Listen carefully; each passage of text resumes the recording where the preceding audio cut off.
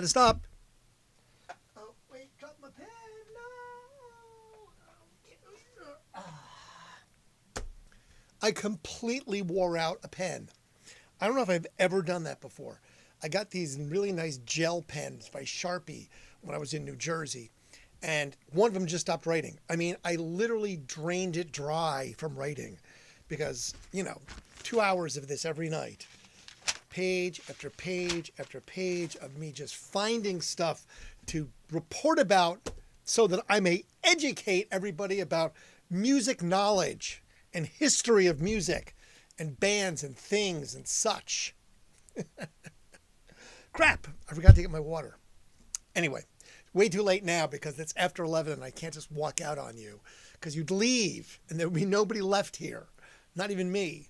And then I'd have zero. And then I would be like, why am I even doing this? So I won't. If I get dry mouth, I'm just going to suffer through it.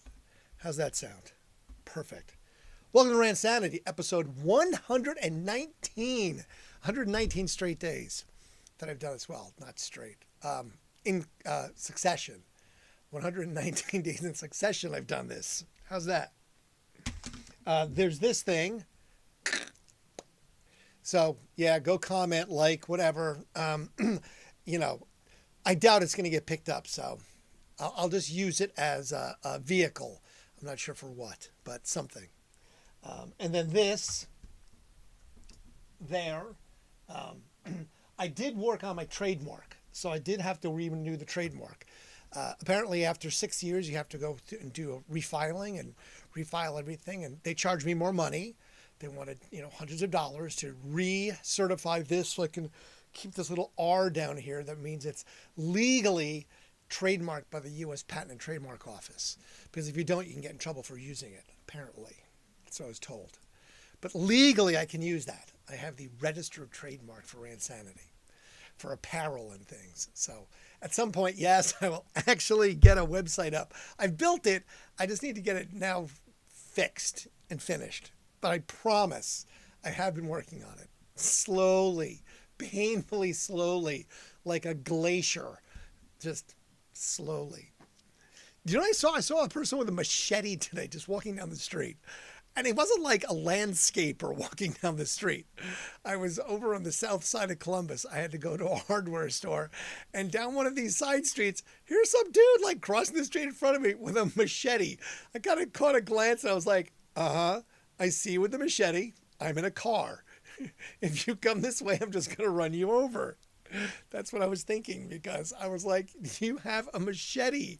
Like, it's broad daylight. I don't know if that's acceptable. I mean, seriously, it was like this big. It was like this big old blade. I'm just like, whoa, is it Friday the 13th or what's going on here there, Jason, Mr. Voorhees? Anyway, yeah, people be cray, man. I'm just, I just don't get it. I just don't get it. And again, just stop with the driving like you're going to, I don't know what. It's not NASCAR. I swear. I don't know how I didn't get destroyed today by this guy. I was doing 40 in a 35 and he must have been doing 80. At least 80, past me like I was standing still. Coming up behind me, I saw him coming in the rearview mirror and then just over a lane. And I was just like, bro, there's people, there's other cars. We're near the university. There's people everywhere. I just kind of shook my head and kept driving at 40. I was breaking the limit by 5 miles an hour, but seriously, this guy was he was probably doing 80. It was crazy. I just don't get it. Anyway, that's my bitching about the crazy crap I had to deal with today. The machete guy and the super fast, speedy guy. Just stop. Stop with the machetes and stop with the driving like crazy. Nobody needs those things. I mean, I need a machete if I'm chopping things in my yard, but I don't need it walking down the street. Crazy people. Anyway, let's see who was born and who died. My death list is really short, which is good, right? We want short death lists. But I mean, I guess, death needs a day off now and again, right? The Grim Reaper and such. Randy Bachman, born on this day, of the band The Guess Who.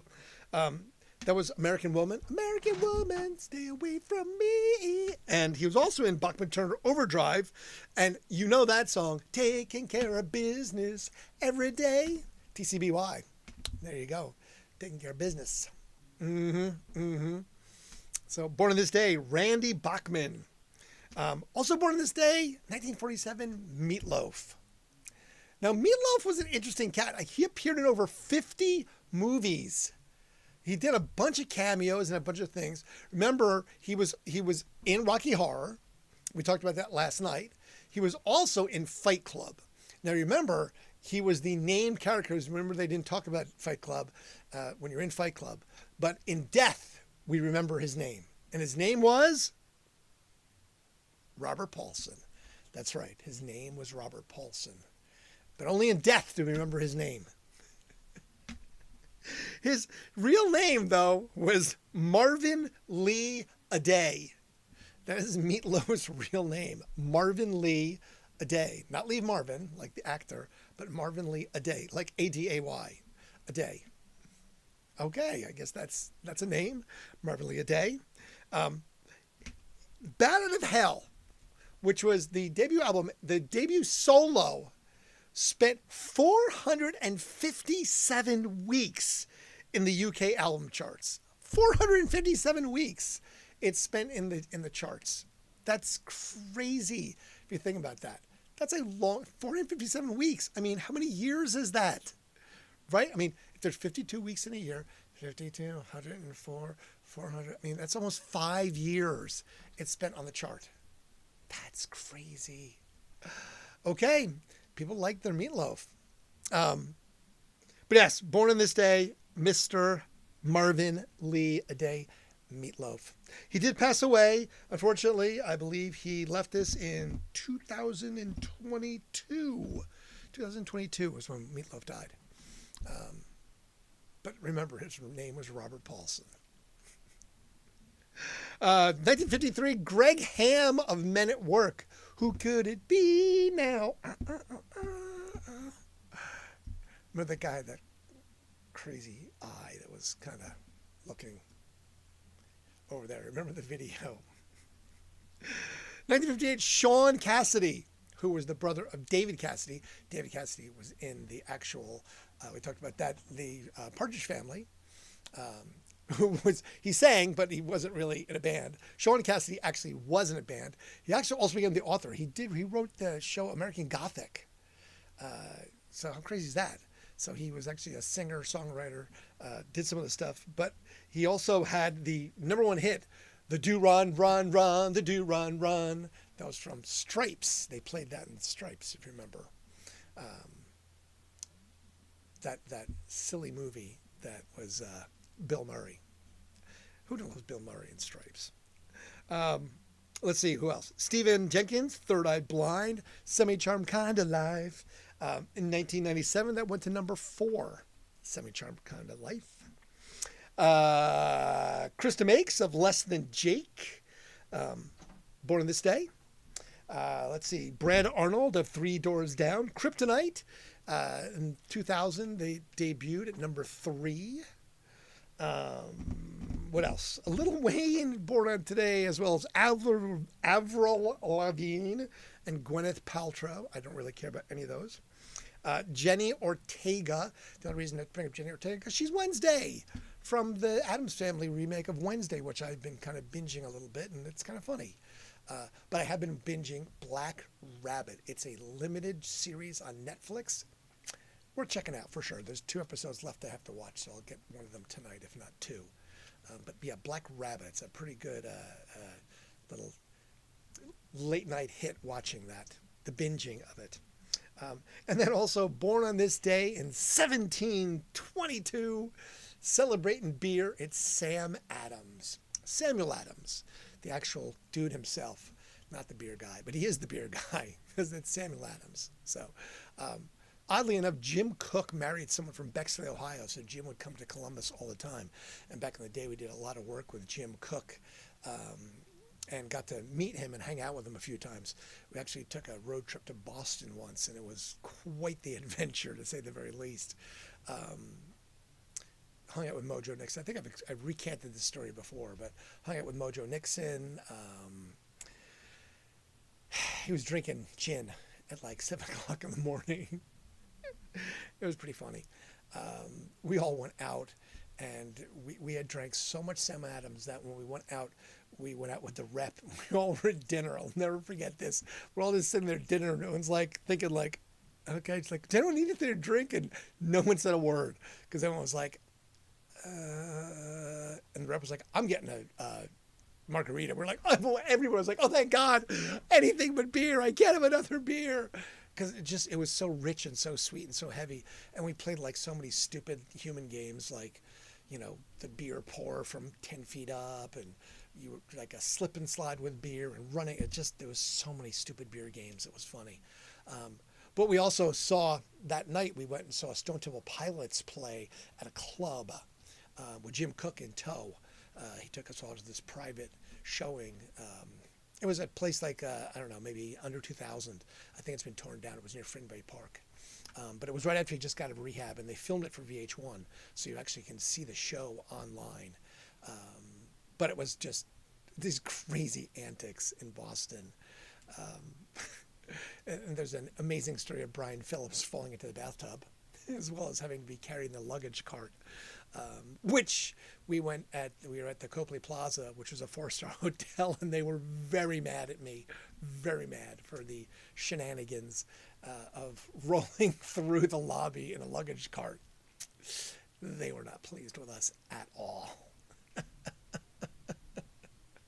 But hey, Sam Adams, what can I say? Anyway, that was birth today. The only people that died today that we didn't even know was Maggie Smith. She was in Harry Potter.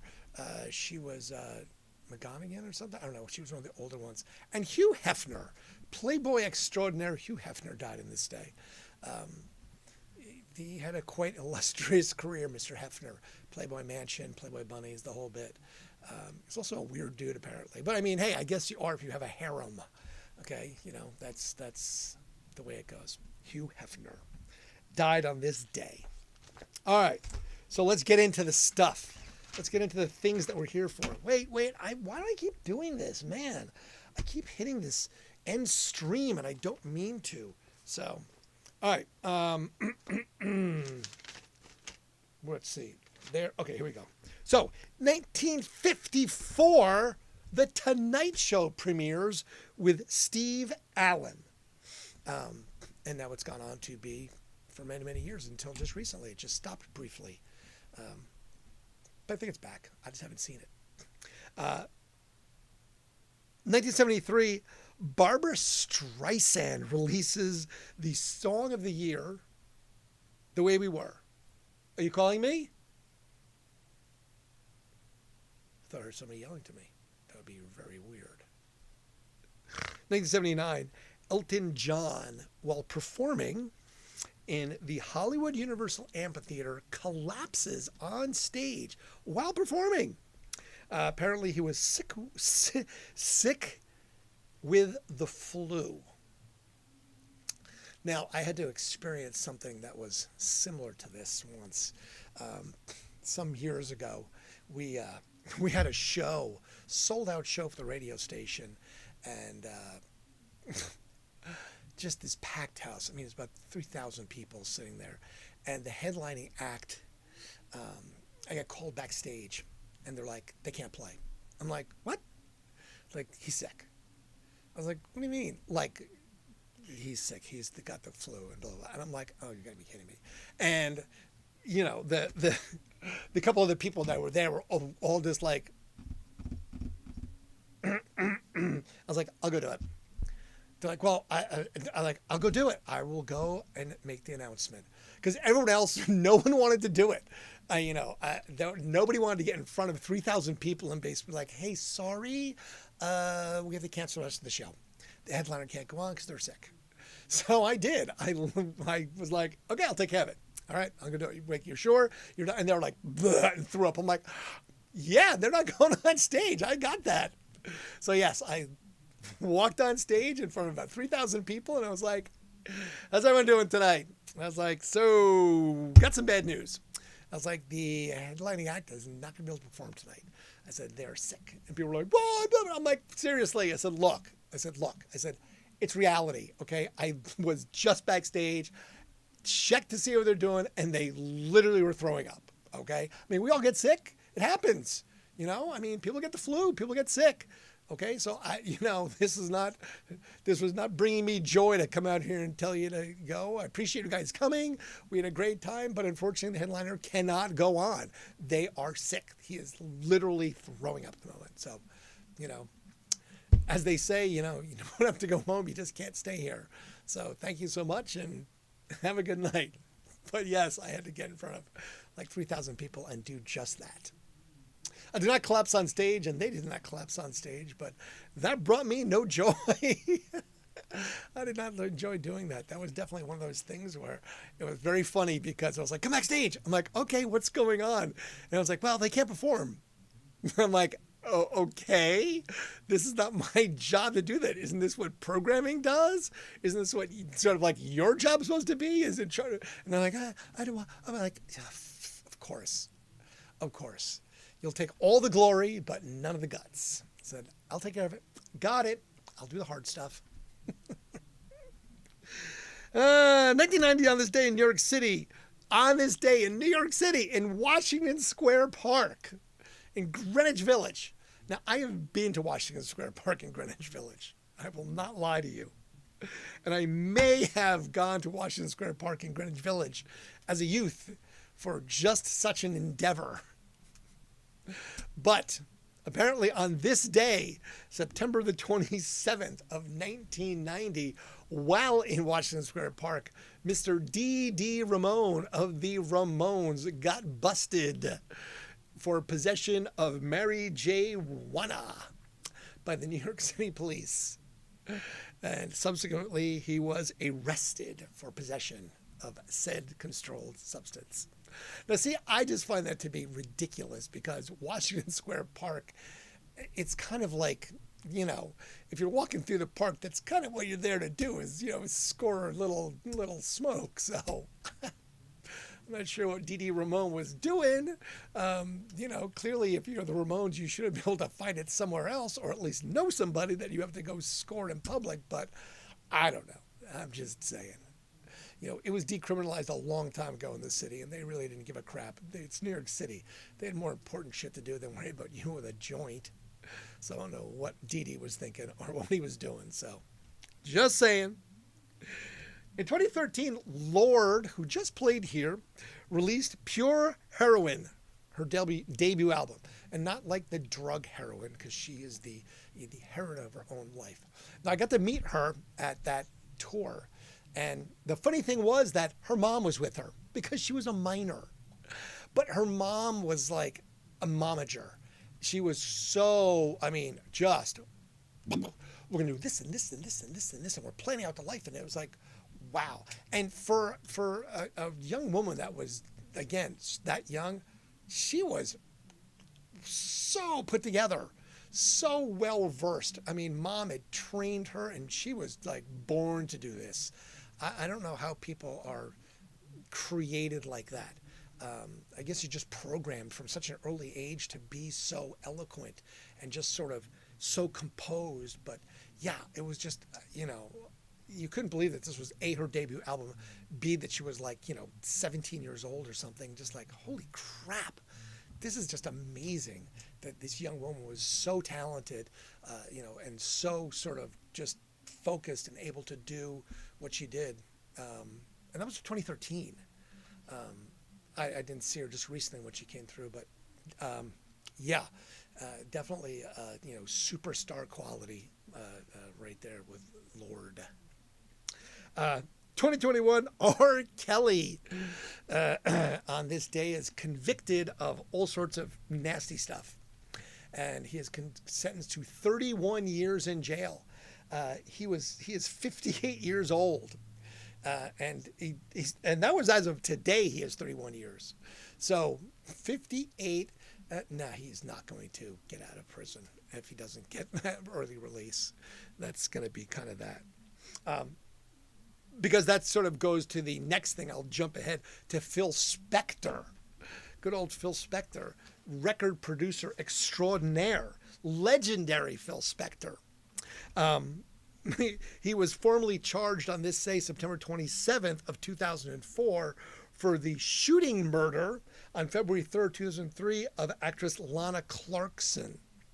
Now, Spector, if you ever read anything about Phil Spector, he was just high-strung and kind of a nut. He always was like swinging a gun around and just, everybody has a story apparently that hung out with Phil Spector of him and his guns. He's just a nut. But apparently he shot and killed this actress, Lana Clarkson. And he was convicted in 2009, and he was sentenced to 19 years in prison in the California penal system. 19 years to life, which in fact it turned out to be, because he spent 12 years in prison and then died in 2021 at the age of 81 while incarcerated. So the legendary Phil Spector,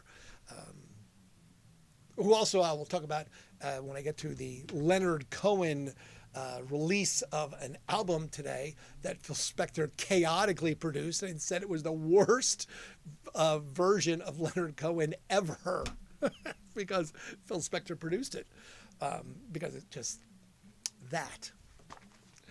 Anyway,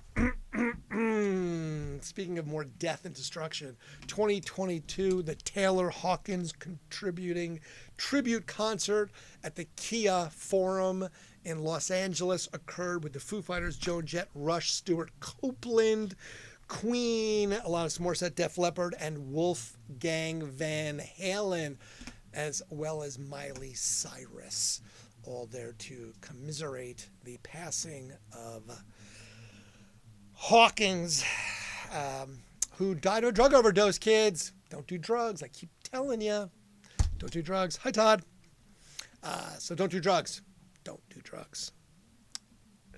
1982, Sean Connery begins filming Never Say Never Again, his last rendition as the famed James Bond agent 007. Sean Connery, the original and only James Bond. I mean, just saying. My personal opinion.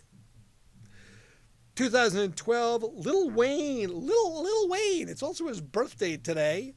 But on his birthday, Lil Wayne releases and becomes the new king. The new king, stealing it from the old king of the Billboard Hot 100.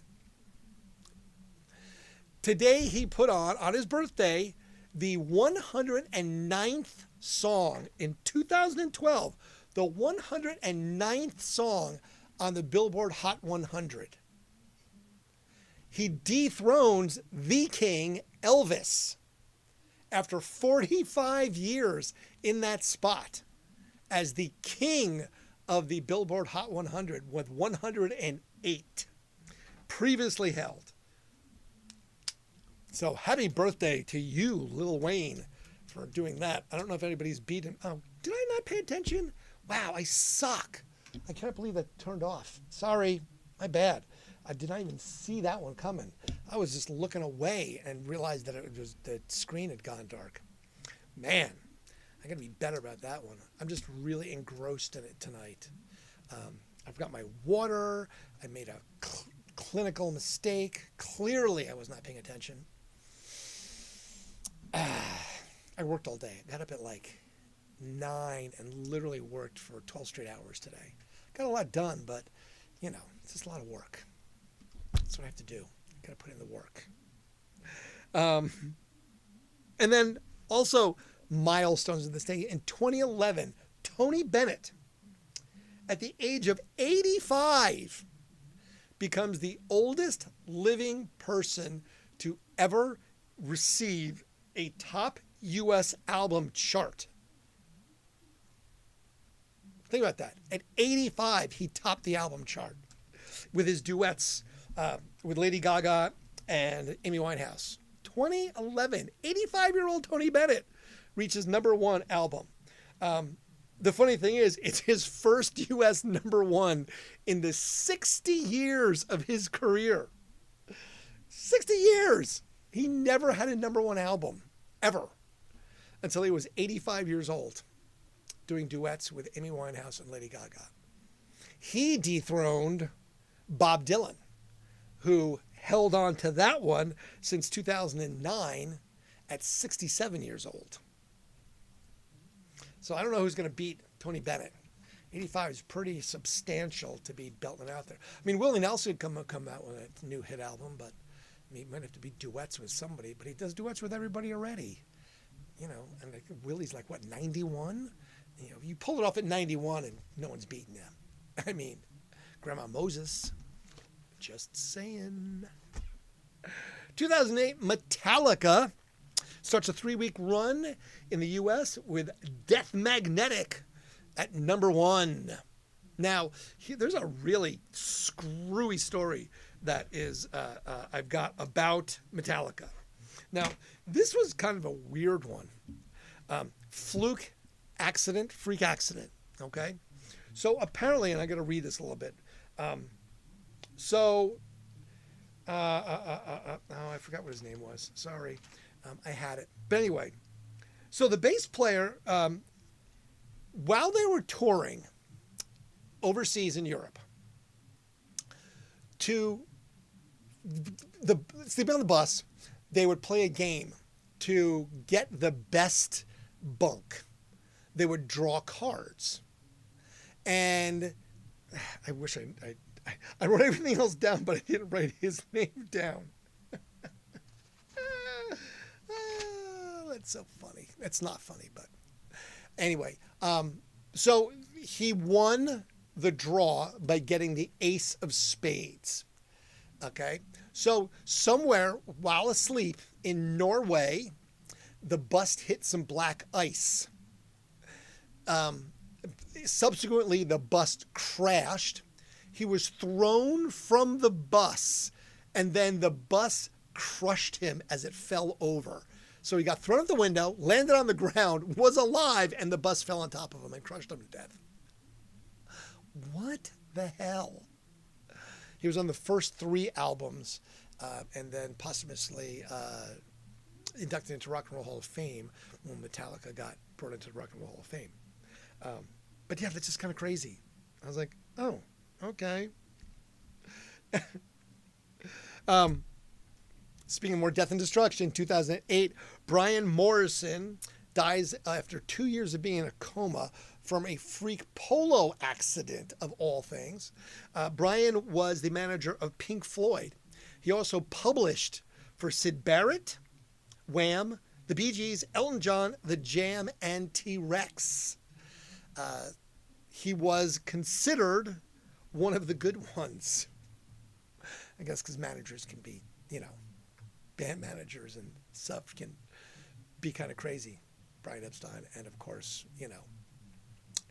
Colonel from Elvis. Watch that movie, man. It's crazy. It's crazy stuff. 2000, ex-Mrs. Mick Jagger had her home burglarized and had $10,000 worth of jewelry stolen, as well as a laptop, while her 2 kids slept in said burglarized home. Jerry Hall, on the other hand, was out, and she was on stage at the West End Theater performing in a play, The Graduate. So I guess, Jerry Hall, come back home and yeah, house been burglarized, kids are still asleep. I would be like, what? Did you not leave anybody? How old are your kids? I don't know. Where are your parents? What's up with that? Mick would not be happy. Just saying. 1986, The Beatles' Twist and Shout reemerges on the Billboard charts, the U.S. single charts, more than 25 years since it was released. Now, without even reading any further, I knew what it was. I got as far as I was like, oh, I bet I know what it was. Can you think about what it was? If you saw it, it was a movie that did it. It was Ferris Bueller's Day Off. When they sang Twist and Shout by the Beatles, it actually reemerged from that hit movie, Ferris Bueller's Day Off. Who knew? I guess that's like Kate Bush running up the hill from Stranger Things. That reemerged on the charts. It was even covered by Meg Myers. Meg. Oh, it happens, you know? People be cray. David Bowie, fourth album. Number one in the UK with his 14th LP, Scary Monsters and Super Creeps. The lead single, Ashes to Ashes, revisited Major Tom from A Space Oddity. If you ever listened to that. Bowie made a very unique and individual music video for that. And it was the most expensive music video ever made up to that point, I believe. I don't think it's still the most expensive music video, but up to that point, it was the most expensive music video ever. 1978, Eric Clapton, apparently a soccer fan, sponsored a soccer championship match between two names that I was like, what? I don't even know what they were. But after the match, apparently he gave each member of the teams a gold copy of his album, Slow Hand. I mean, I guess that's kind of cool. At the same time, it's like, if you weren't a fan, you're like, okay, thanks. What are you going to do? You know, I guess that's swag. You know, shit we all get. SWAG, swag. Shit we all get. That's what I always thought it meant. I think it means something else, but that's what we always sort of gave it the acronym for. Swag. Right? What else is it? I don't know. I know it stands for something that's not that, but that's what we always called it. You know, oh, I got some swag. Shit we all get. This is crap. You know, that's why you'll never see me at any kind of a sporting event if they're shooting the T-shirt cannon or anything like that, diving for it. And it's like, I mean, it could bonk me in the head. I'd be like, so. And so people be diving at me like, really? It's like a $1.99 T-shirt. It's so thin that 2 washings, it's going to be stretched out of its way and the printing is going to come off of it. Not like my high-quality shirts. Yeah, that was a shameless plug right there. But I have so much swag. Shit we all get. I mean, I have too much of it at this point. At some point, I'm going to have to Marie Kondo everything. Does it bring me joy? Because right now, it's just taking up space. I'm surrounded by it everywhere. Anyway, 1968, Pink Floyd performed in the Queen's Hall, Dunoon, Scotland. Now, what makes it so significant is they only played for 400 people, but the ferries that to Dunoon were all canceled because I guess there was extremely dangerous high seas, like where they canceled all boats and all ferries. But Pink Floyd, not wanting to disappoint their fans, chartered their own boat, roughing against dangerous high seas to make it to the show, where they in fact performed for 400 people. Now, you know what? You got to give them credit. The show must go on. But yeah, I don't know. Getting into a small craft in dangerous high seas where they cancel big boats, you know, that sounds like a bit of a risk. But okay, I guess if you're going to, you know, jump in an airplane that's overloaded and crash, I mean, that happens too, many bands. Just saying. 1964, the Beach Boys make their U.S. television debut with Ed Sullivan, the Ed Sullivan guy. Their songs they played was their U.S. #1 hit, I Get Around, and Wendy. Wendy.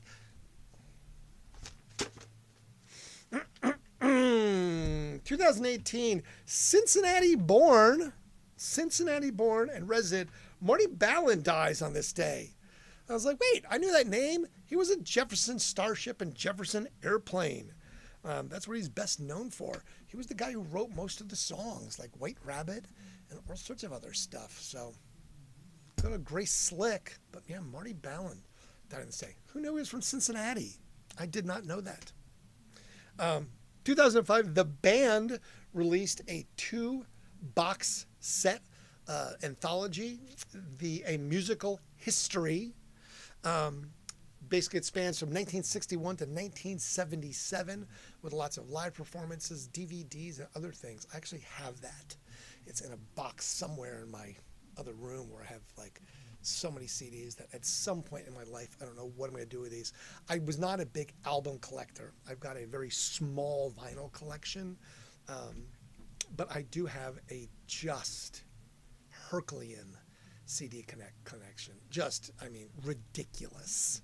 I can't even tell you how many shelves and milk crates this stuff takes up. Too many. It literally packs a wall. And it's, compact discs. So, I don't know. Do something one of these days. I talked about the story. 1979, Leonard Cohen releases his 6th album, Recent Songs. And it's a return to the normal, folky, acoustic Leonard Cohen, and this is after the Phil Spector, and this is the name of the album, okay? A return to normal. After this, it's Death of a Ladies' Man. Was that kind of manifesting there, Phil? I don't know. The ghost of Phil Spector will get you. Death of a Ladies' Man, and it was a chaotic album. And it was, again, reviewed as the worst of Cohen's career, produced by Phil Spector. So at that point, Phil Spector was not doing so good for Mr. Leonard Cohen. In nope.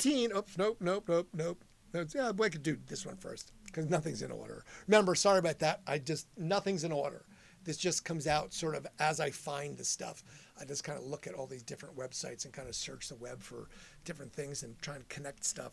Mazzy Star's 2nd release on this day. So tonight, That I Might See You. Fading to You. It's the first and only Hot 100 for the band. It turns in at number 44. Basically, this is the culmination of the Paisley underground scene. Mazzy Star is given accolades by some, and like the Village Voice in New York said it was a dud.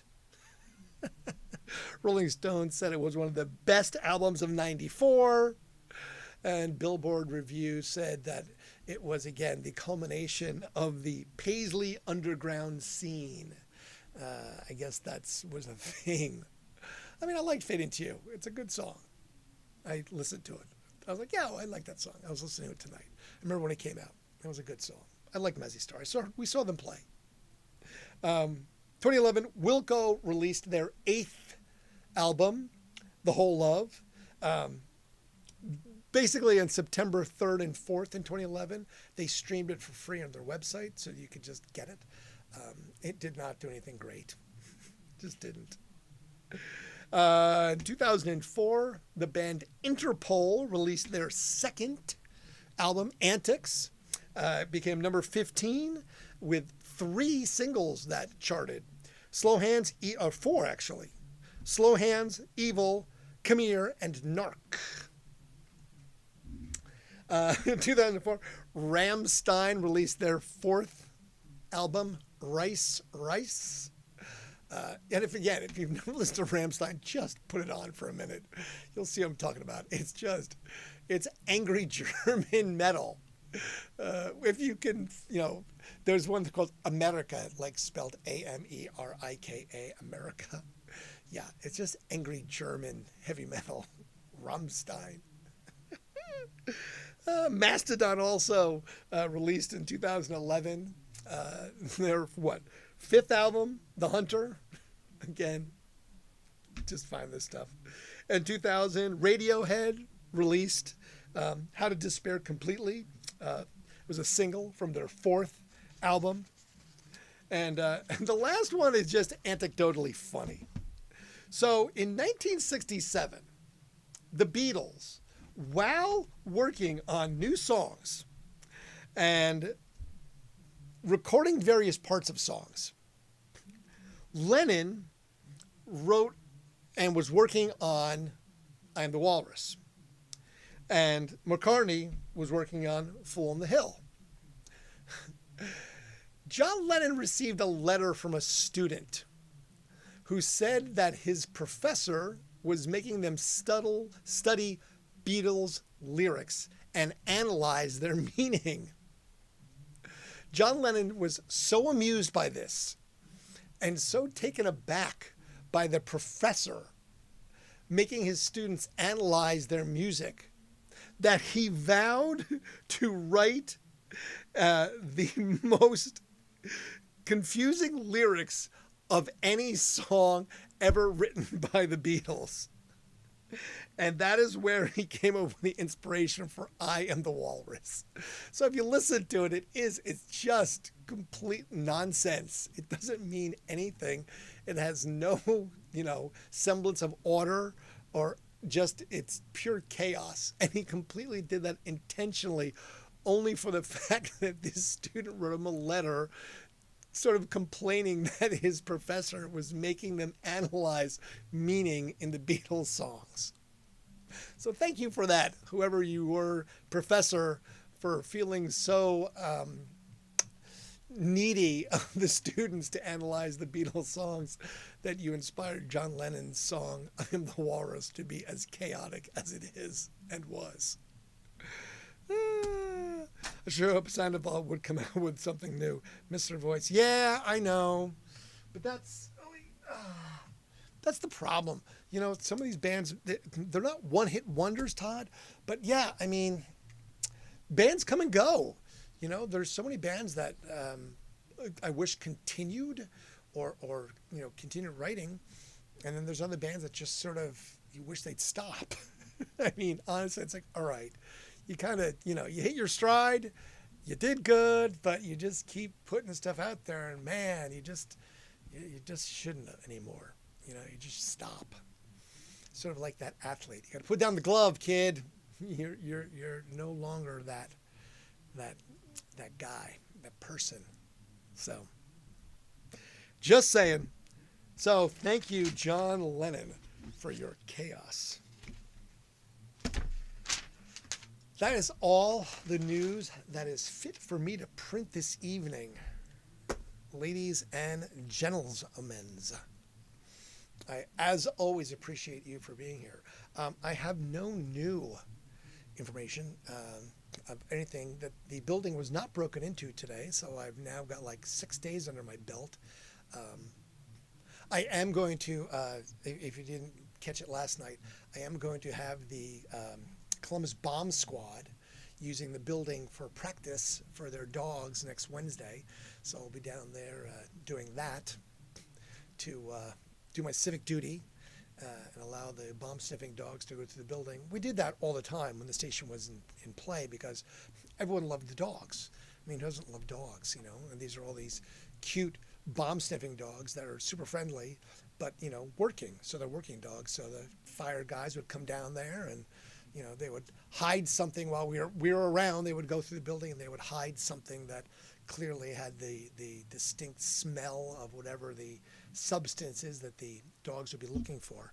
And we just went about our business, and the dogs would come, and poke between the desks and sniff around, and they'd alert when they found what they were looking for to help the fire department keep us all safe. So it was a beautiful thing. And we'll continue to do that. Now, who's texting me? Someone's texting me, so let's see who this is.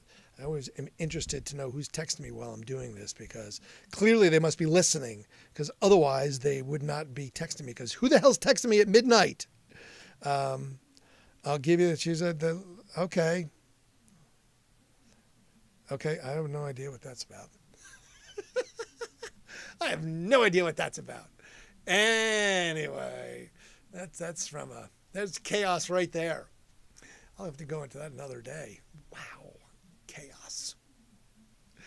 Woo! All right. So I'm going to depart. I'm going to go watch Black Rabbit. Like I said, it's a Netflix series. Worth a check out, I think. Pretty chaotic. I like chaos. What the hell? Come on here.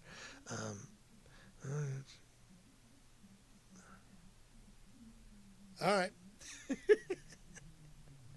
Anyway, there you go. Have a great evening. Appreciate you as always. And we'll do this again tomorrow night. Tomorrow's Sunday.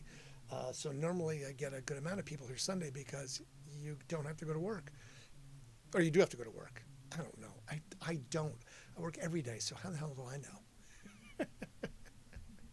But thank you. Be well. Have a great, great Sunday. Do good things. It's supposed to be hot tomorrow. 88 degrees, so get out and go do something. You know, put on the shorts. Go ride the bike. Sit in the sun. Get a little fall, summer. I don't know what you can call it anymore. What's PC when it's hot in the fall? I don't know. Thank you. Fade to black.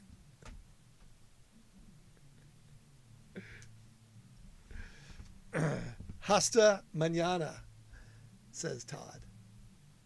Indeed. Hostile bandana.